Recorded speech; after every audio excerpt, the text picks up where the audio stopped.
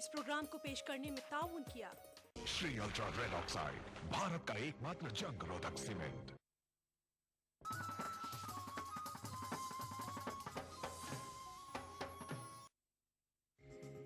ETV Urdu पर अगला programme. इस प्रोग्राम को पेश करने में ताउन कर रहे हैं न्यू बूमर जेली। थोड़ा खेलो थोड़ा खाओ। बंगर सीमेंट, सस्ता नहीं सबसे अच्छा।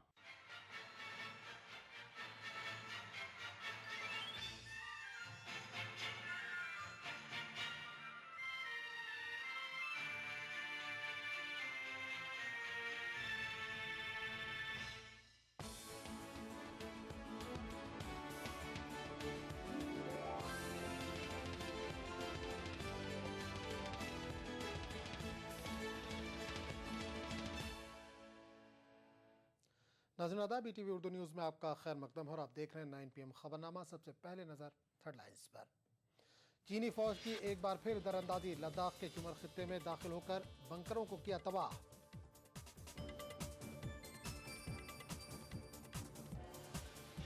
बोध गया धमाकों की जांच की जाएगी NIA के सुपुर्द। मंदिर की सिक्योरिटी की जिम्मेदारी CRPF और BMP के हवाले। जिनसी बदफेली मामले में मध्य प्रदेश के साबिक वजीर राघव जी गिरफ्तार, 22 जुलाई तक अदालती तहवील में।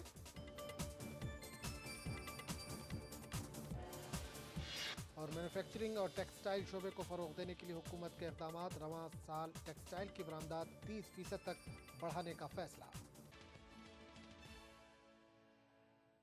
और अब खबरों की तफसील। हिंद चीन सरहद पर अमन की बरकरारी के इक़दाम कर रहे हैं। मई से दोनों मुल्कों के दरमियान आला सतह की कई दौर की बातें हो चुकी हैं। सरहदी दिफाई ताउन समझौते को हतमी शक्ल देने की जानिब पेशरफ्त का भी दोनों ममालिक दावा कर रहे हैं, लेकिन सरहद पर ज़मीनी हकीकत कुछ अलग ही है।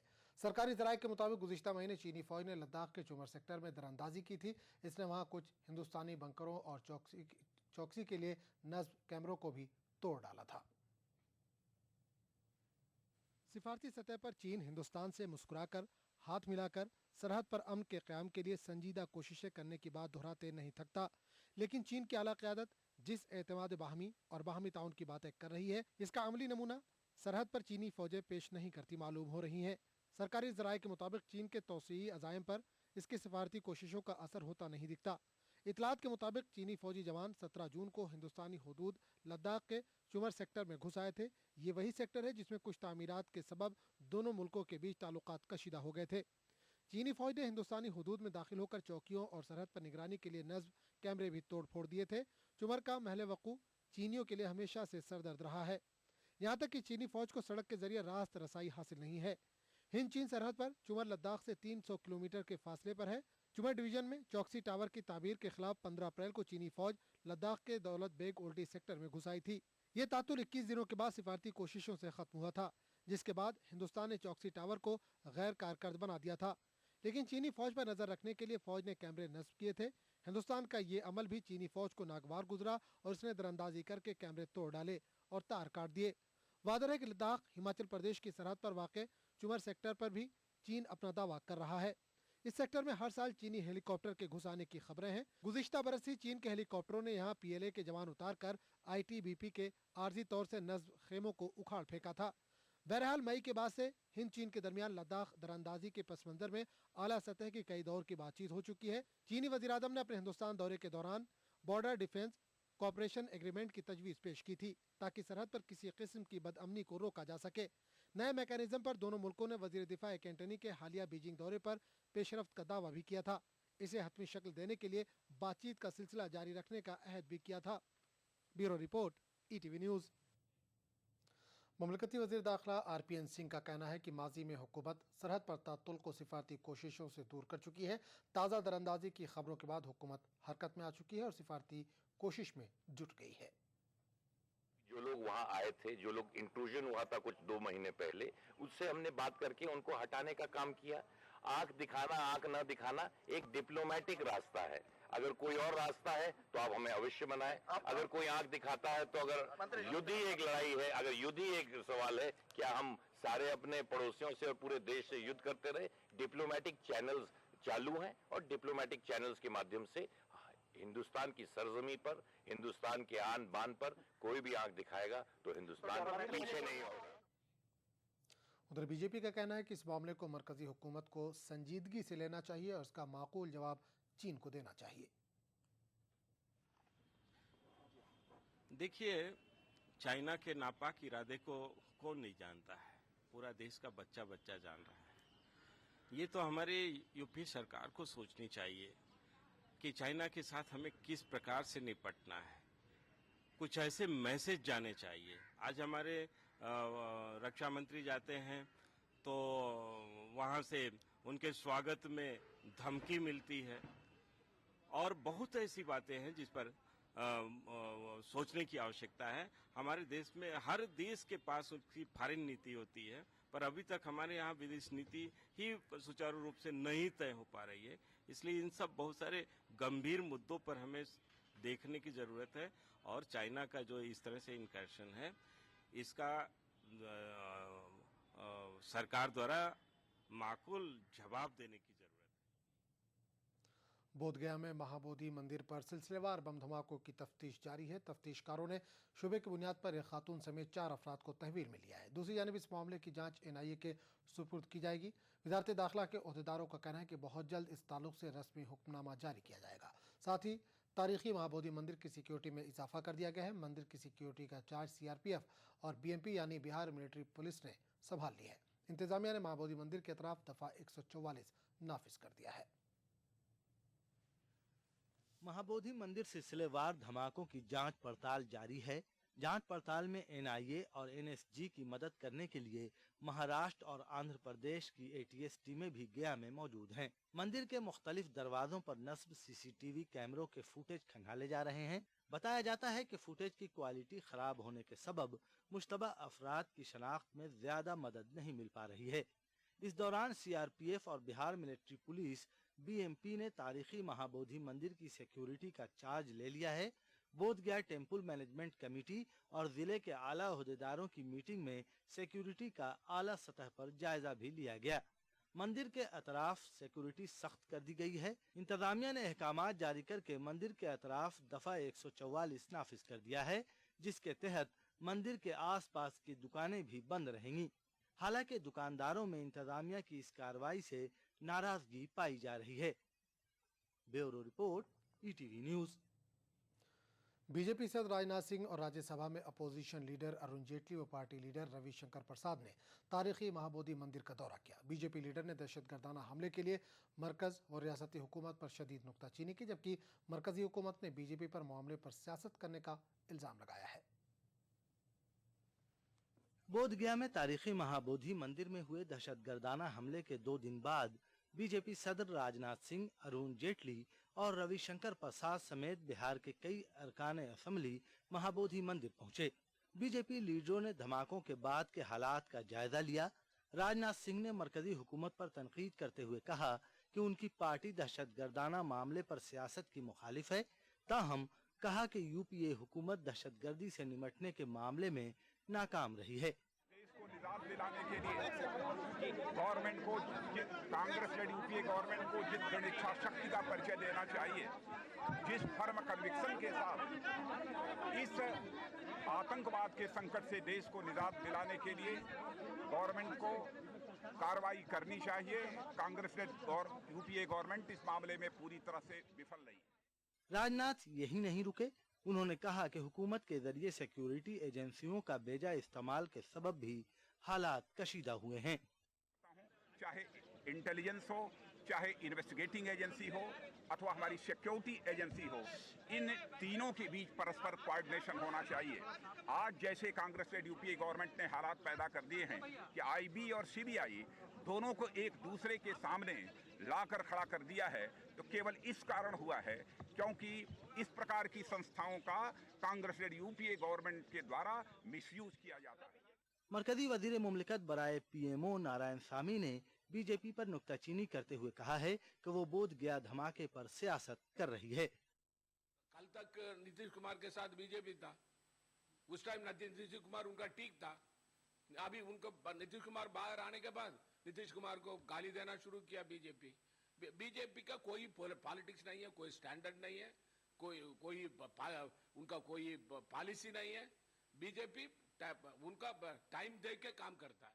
बीजेपी सदर राजनाथ सिंह ने मरकजी और रियासती हुकूमतों पर एक साथ निशाना साधते हुए कहा कि जराये के मुताबिक हमले का अंदेशा सिक्योरिटी एजेंसी के जरिए जताया गया था, ताहम मरकज और रियासत की हुकूमतों ने इस सिलसिले में मौसर कार्रवाई नहीं की और बैनुल अक़वामी सतह पर मुल्क की साख को नुकसान पहुंचा। Bureau report, ETV news. Bihar के बौद्ध मरकज में धमाकों पर मुस्लिम दानिशवरों ने अफसोस का इजहार किया है। मुख्तलिफ तंजीमों के नुमाइंदों का मानना है कि किसी भी इबादतगाह में हमले करना मुसलमान का शिवा नहीं हो सकता। साथ ही ये भी कहा कि किसी जांच से पहले किसी फर्द या तंजीम का नाम लेना गलत होगा, लेकिन मामले की हर पहलू से जांच जरूरी है। कि जो मुसलमान होगा वो ऐसा काम कर ही नहीं सकता, ऐसा इंसानियत के खिलाफ काम कर ही नहीं सकता जी। बकौल मौलाना आज़ाद के जिसके हाथ में कुरान होगा उसके हाथ में बम हो ही नहीं सकता। दूसरी बात यह है कि इस तरह के घटना को म्यांमार में मुसलमानों के साथ क्या हो रहा है, रोहिंग्या मुसलमानों के साथ, या श्रीलंका में तामिलों के साथ क्या हो रहा है, तामिल हिंदुओं के साथ क्या हो रहा है, इनसे मिला के नहीं देखना चाहिए। जो हुआ बहुत शर्मनाक है, अफसोसनाक है, काबिल मजम्मत है। मैं इस बात को एकदम 1% भी सही नहीं मानता हूँ। ये बिला वजह का एक शोशा जो है निकाला इन्होंने। मुसलमानों के ताल्लुकात बुद्धिस्ट के साथ बहुत ही अच्छे रहे हैं। आजकल कुछ दिनों से ख़ास तरीके से बामियान के बाद से कोई ताल्लुकात ज़रा ख़राब हुए हैं। तो खाली म्यांमार की बात क्या है, श्रीलंका में भी कुछ प्रॉब्लम चल रही है, लेकिन इससे कुछ फ़र्क नहीं पड़ता है। उसके लिए यहाँ क्यों बदला लिया जाएगा? यहाँ जो बेकसूर हैं, यहाँ जिन्होंने कुछ भी नहीं किया, उनसे क्यों बदला लिया जाएगा?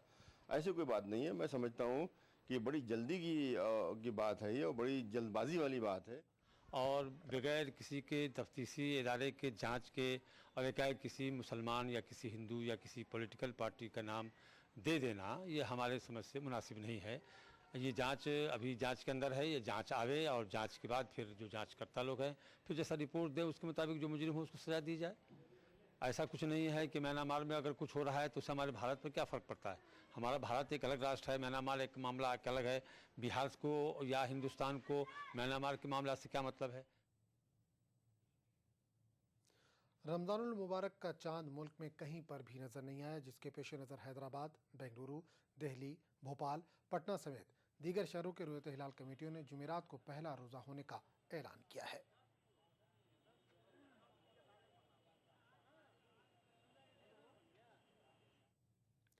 खबरनामे का सिलसिला जारी रहेगा, लेकिन एक छोटे से वक्फे के बाद।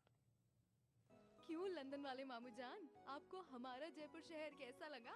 4 सालों में तो जयपुर की रंगत ही बदल गई। लंदन में तो मैं सोचा करता था कि तुम जयपुर की खामखा तारीफ करती हो, वही अब तो तुम्हारा जयपुर मेट्रो सिटी बनता जा रहा है। चौड़ी सड़कें, फ्लाईओवर्स, अंडरपास और लो फ्लोर बसें, world class signages, foot overbridge, railway overbridge और चौराहों पर अंडरपास, और भाई खूबसूरत घाट की घूनी सुरंग के बारे में तो मैंने ख्वाब में भी नहीं सोचा था। और हाँ, रामनिवास बाग की जमींदोज पार्किंग, ये तो शायद मुल्क की चुनिंदा पार्किंग में से एक होगी। सब कुछ उम्दा, काबिले तारीफ, अजमत की शानो शौकत भी निखरी है।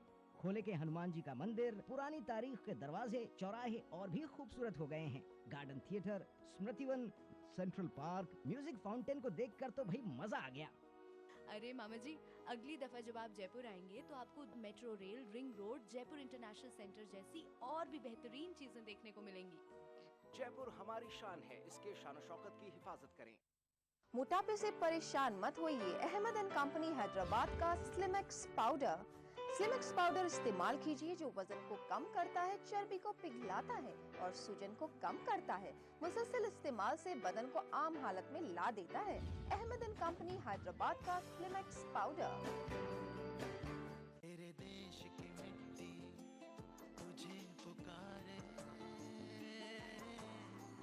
भारत का वासी है तू, बात ये गर्व से बतला रे। जुड़ जा मिट्टी से ही शान, मिट्टी से ही पहचान। तो बनिए हिस्सा नेशनल पॉपुलेशन रजिस्टर का। कैंप्स शुरू हो चुके हैं। राष्ट्रीय जनसंख्या रजिस्टर, मेरी पहचान, मेरा अभिमान। मैं कसम खाती हूँ कि जब मेरी बहू हमल से होगी तो मैं उसके आराम का पूरा ख्याल रखूंगी। मैं कसम खाती हूँ कि मैं उसे आयोडीन नमक खिलाऊंगी और आयरन फॉलिक एसिड की गोलियां दूंगी। मैं कसम खाती हूँ, मैं अपनी हामला बहू को मुकम्मल तौर पर मुकवी खाना फराहम करूंगी। हरी पत्तेदार सब्जियां, दाल, अंडा, दूध और फल खिलाऊंगी। सुए तग़ज़िया के खिलाफ जंग छिड़ चुकी है। आप सब लोग वादा करें और इन 4 उसूलों को हमेशा याद रखें। 1. हामिला ख़वातीन जरूर अच्छा खाना खाएं। 2. माँ का पहला दूध बहुत ही अच्छा होता है। 3. 6 महीने सिर्फ माँ का दूध। 4. फिर माँ का दूध और खुराक दोनों में तवज्जो। 4 बातों से नाता जोड़ो। सोए तग़ज़िया, भारत छोड़ो। हमारा पैगाम तमाम अहले खाना के नाम रमज़ान के मुक़द्दस महीने में रोज़े से रूहानी और जिस्मानी फ़वाइद हासिल होते हैं।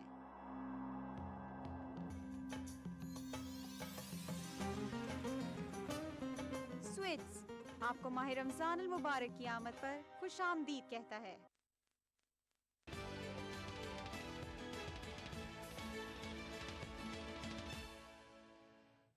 ईटीवी उर्दू न्यूज़ में एक बार फिर आपका खैर मकदम और आप देख रहे हैं 9 PM खबरनामा।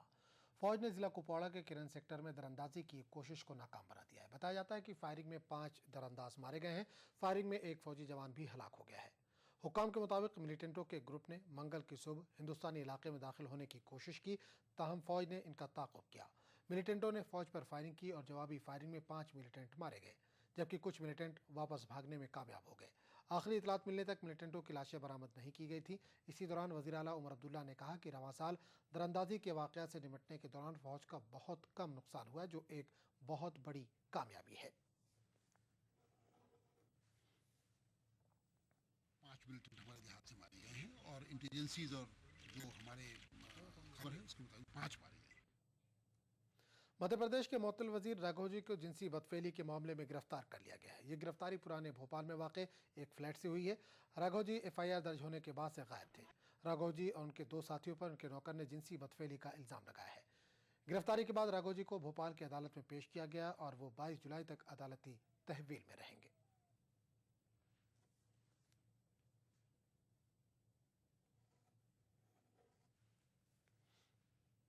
हम पहले ही कह चुके हैं और हम अपनी मर्जी से प्रस्तुत हुए हैं। गलत है। माननीय न्यायालय के समक्ष राघव जी को प्रस्तुत किया, वकालतनामा प्रस्तुत किया, उनके वकील ने डॉक्यूमेंट्स पेश किए मेडिकल के। वो डॉक्यूमेंट्स कोर्ट ने मानने से इनकार कर दिया। कोर्ट ने कहा कि हम खुद अभियुक्त से पूछ लेते कि उनको क्या तकलीफ है, क्योंकि उन्होंने कोई आवेदन नहीं दिया था उनके तरफ से। और उसके अंतर्गत जब अभियुक्त राघव से पूछा तो उन्होंने बताया कि मुझे नींद नहीं आ रही, घबराहट हो रही है। तो माननीय न्यायालय ने कहा कि इनको चिकित्सीय सुविधा का लाभ नियम अनुसार उपलब्ध कराई जाए जेल में। इशरत जहां फर्जी इनकाउंटर मामले में CBI की खुसूसी अदालत ने मुलजिम नरेंद्र के अमीन की जमानत की अर्जी को मुस्तरद कर दिया है। नरेंद्र अमीन ने अपनी अर्जी में मामले में CBI की दाखिल करदा चार्जशीट पर सवाल उठाए थे। नरेंद्र अमीन के मुताबिक चार्जशीट नामुकम्मल है और CBI ने इनकी गिरफ्तारी के 90 रोज़ के अंदर चार्जशीट दाखिल नहीं की, जिसकी बुनियाद पर इन्हें जमानत दी जानी चाहिए। लेकिन अदालत ने CBI की चार्जशीट को दुरुस्त और 90 रोज़ के अंदर दाखिल करार दिया। आरोपी नरेंद्र अमीन, जिनके सामने बहुत गंभीर आरोप CBI ने अपने चार्जशीट में लगाए हैं, उन्होंने ये कोर्ट में एक एप्लीकेशन लगाया था कि ये चार्जशीट अधूरा है और 90 दिन के जो लिमिट है उसके अंदर नहीं पूरा चार्जशीट पूरा फाइल नहीं हुआ है, इसीलिए उनको डिफरेबल का लाभ मिलना चाहिए, जिसको आज कोर्ट ने नकारते हुए ये कहा है कि नहीं, जो CBI ने जो चार्जशीट फाइल किया था वो पूरा है और जो 90 दिन के अंदर चार्जशीट करना चाहिए था वो CBI ने किया है, इसीलिए अमीन को डिफरेंट बेल का हक नहीं मिलता है। JMM लेजिस्लेचर पार्टी के लीडर हेमंत सोरेन ने झारखंड के गवर्नर सैयद अहमद से मुलाकात करके हुकूमत साजी का दावा किया। हेमंत सोरेन ने रियासत के 82 रुकनी असम्बली में 43 अरकान की हिमायत का दावा किया है। राजभवन में गवर्नर से मुलाकात के बाद मीडिया से बातचीत करते हुए सोरेन ने कहा कि इन्होंने गवर्नर को 43 अरकान असम्बली की फहरिस्त हवाले की है। सोरेन ने मजीद कहा कि झारखंड में गुज़िश्ता 6 माह से गवर्नर राज नाफिज है और इन्होंने कांग्रेस, RJD और आज़ाद उम्मीदवारों की हिमायत से जमहूरी अमल की बहाली के लिए पेशरफ्त की है।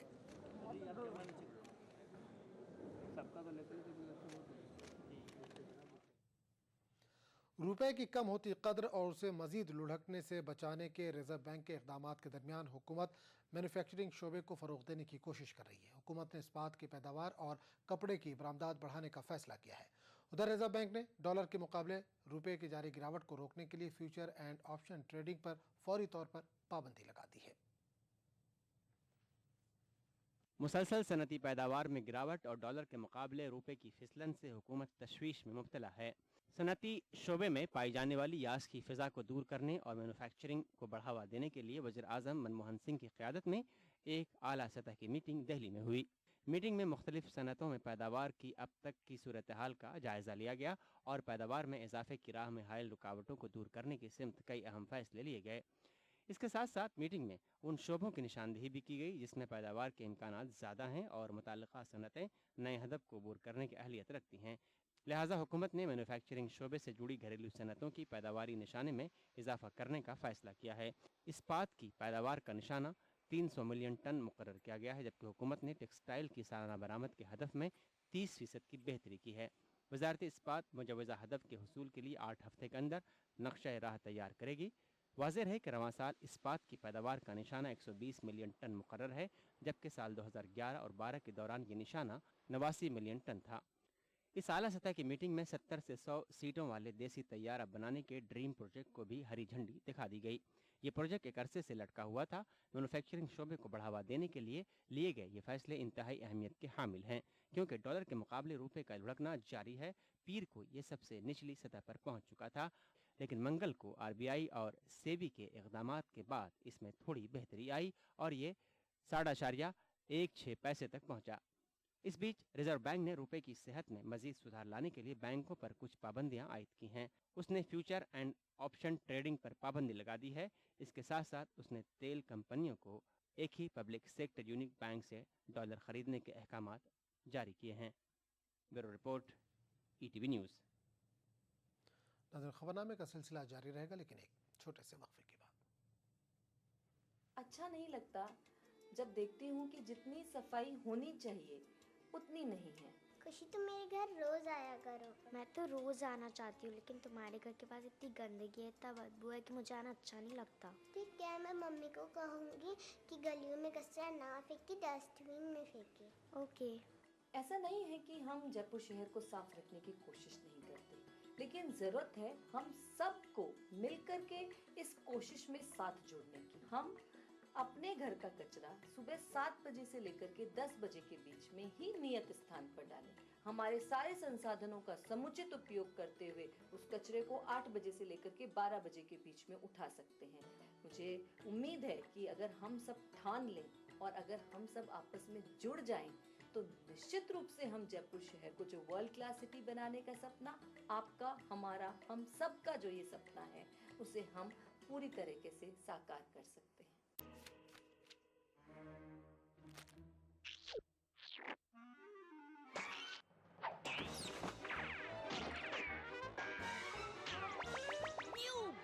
जेली, थोड़ा खेलो, थोड़ा खाओ।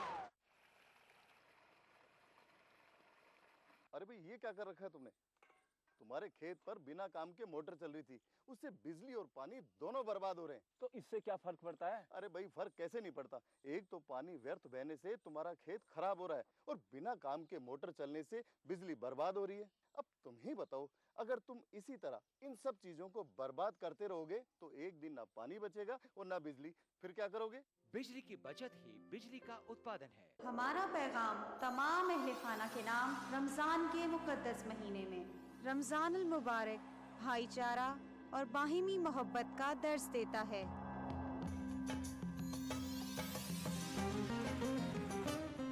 स्वीट्स आपको माह रमजान अल मुबारक की आमद पर खुशामदीद कहता है। राजस्थान सरकार के 4.5 साल बेमिसाल आवासन मंडल ने भी किया कमाल।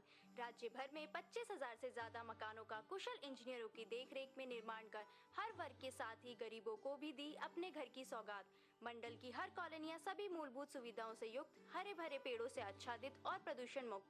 मकानों की गुणवत्ता को जांचने के लिए हर जगह परीक्षण केंद्र, आवंटी की समस्याओं के निदान के लिए बनाया नागरिक सेवा केंद्र। आवासन मंडल का यही है सपना, हर व्यक्ति का आवास हो अपना।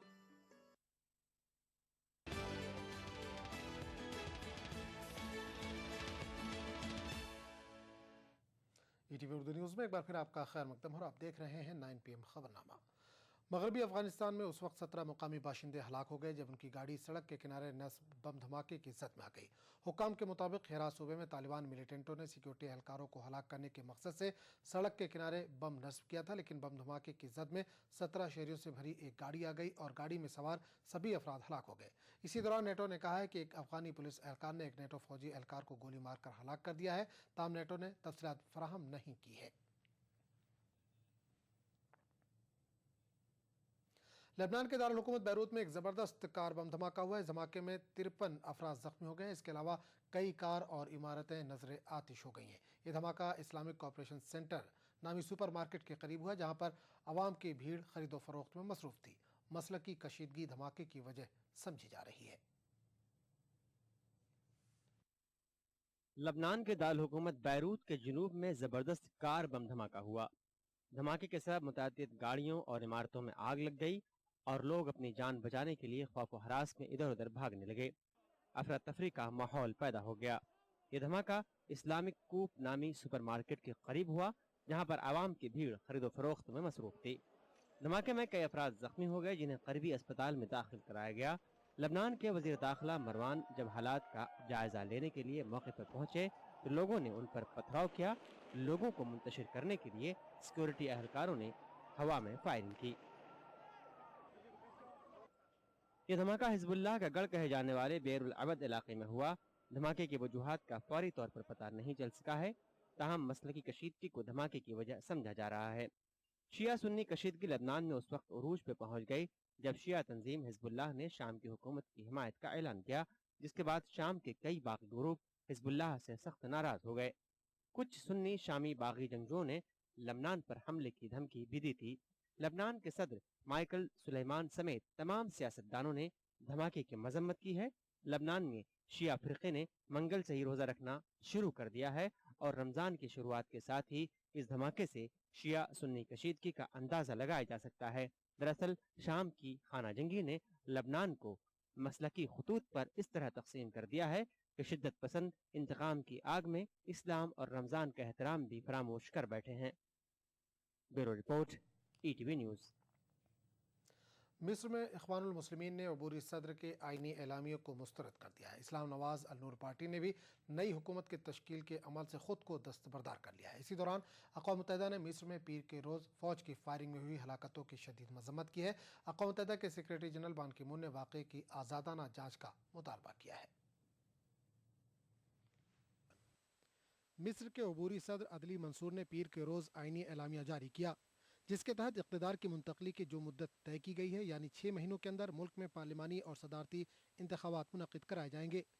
सदारती एलामिया के मुताबिक सदारती इंतखाबात से कबल पार्लिमानी इंतखाबात मुनक़िद किए जाएंगे। सदर को कानून साजी के इख्तियारात हासिल रहेंगे और सदर मुल्क में एमरजेंसी भी नाफिज कर सकता है। एलामिया में कहा गया है कि मिस्र के अबूरी सदर 15 रोज़ के अंदर एक कमेटी तश्कील देंगे जो मिस्र के आइन में तरमीम करेगी, जिसके बाद तरमीम शुदा आइन पर रेफरेंडम कराया जाएगा। दूसरी जानिब इख्वानुल मुस्लिमीन ने सदारती एलामिया को मुस्तरद कर दिया है। इख्वानुल मुस्लिमीन के सीनियर लीडर असाम अल आरियान का कहना है कि सदारती एलामिया में आइन की तरमीम और नए सिरे से इंतखाबात का मंसूबा मुल्क को माजी की तरफ ले जाएगा और मिस्र के हालात मजीद बदनज़मी का शिकार हो जाएंगे। उधर काहिरा में रबा अल अदाविया स्क्वायर पर मुर्सी हामियों के मुजाहरे जारी हैं। मुजाहिरीन का कहना है कि मोहम्मद मुर्सी को ओहदे सदारत पर बहाल किए जाने तक वो मुजाहरे जारी रखेंगे। الاعلان الدستوري اللي طلع امبارح فطبعا الرئيس اصلا دون لا الشعب جابه ولا حد جابه ولا هو رئيس شرعي ولا اصلا اقسم يمين على شيء شرعي يحكم بيه، فبالتالي كل القرارات اللي هو مطلعها الشعب اللي بيشرع لا يعترف بيها نهائي. محمد مرسي هو ده رئيسي اللي انا انتخبته واللي انا هحافظ على صوتي لحد لما ابقى شهيد زي الشهداء اللي استشهدوا امبارح। इसी दौरान गुज़िश्ता पार्लिमानी इंतखाबात में दूसरी सबसे बड़ी पार्टी बनकर उभरी इस्लाम नवाज अल नूर पार्टी ने नई हुकूमत की तश्कील के अमल से खुद को दस्तबरदार करने का फैसला किया है। अल नूर पार्टी ने पीर को फौज की फायरिंग में मुजाहिरीन की हलाकतों के बाद यह ऐलान किया है। उधर अक़वाम मुत्तहिदा ने भी फौज की कार्रवाई की शदीद मजम्मत की और वाक़े की आज़ादाना जाँच का मुतालबा किया। अक़वाम मुत्तहिदा के सेक्रेटरी जनरल बान की मून के तर्जुमान मार्टिन नेस्की का कहना है कि बान की मून ने मिस्र में हुई हलाकतों पर सख्त अफसोस का इजहार किया है।